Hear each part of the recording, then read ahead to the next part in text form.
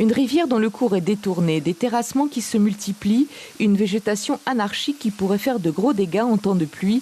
C'est ce que Mira Tessier dénonce aujourd'hui sur ce qui était à l'origine un terrain familial.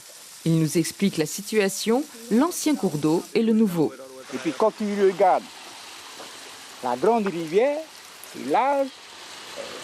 Et puis cette rivière-là, ça va aller jusqu'à là-haut, tout le monde fait, et puis jusqu'en haut. C'est large, presque 5 mètres, 6 mètres de large. Et l'autre côté, la rivière, de nouveau rivière, on a à peu près 1,50 m, 2 mètres de profondeur. En filigrane, une affaire de terre familiale. Ici, sur des dizaines d'hectares, les descendants de la famille Tessier tentent depuis plusieurs générations de débrouiller un écheveau foncier. Une terre en indivision, bordée de plusieurs lotissements et qui régulièrement échauffe les esprits.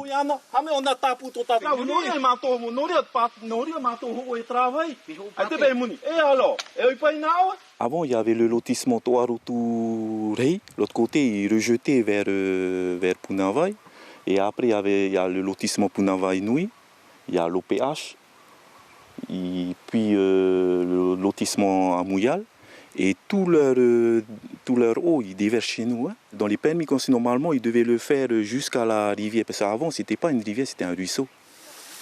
Alors ce cours d'eau, la Tupoei, à qui appartient-il? Et avait-on le droit d'y faire des travaux de détournement? D'après Simone Grand, qui s'est longuement penchée sur la propriété des rivières en Polynésie, la réponse est simple. Par un arrêté puis une loi de pays de 2004, le cours d'eau, le lit, c'est-à-dire la terre qui le porte, et 4 mètres de part et d'autre appartiennent au pays. Pour le pays, dans son application, là où l'eau est passée, même si elle est passée l'année dernière, elle a changé de lit, l'ancien lit est propriété du pays. Et le nouveau lit est aussi propriété du pays.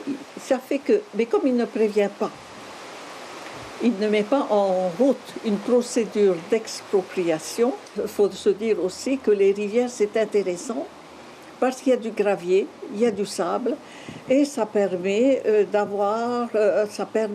disons, un trafic. Le service de l'équipement que nous avons contacté ne souhaite pas pour l'instant se prononcer sur un dossier dont il n'a pas été saisi. Il rappelle cependant que ce qui est du domaine public fluvial relève de sa compétence, à condition bien sûr que le cours d'eau soit recensé par les services du pays. Celui de la famille Tessier ne le serait pas encore, mais l'administration pourrait bien se saisir de cette affaire.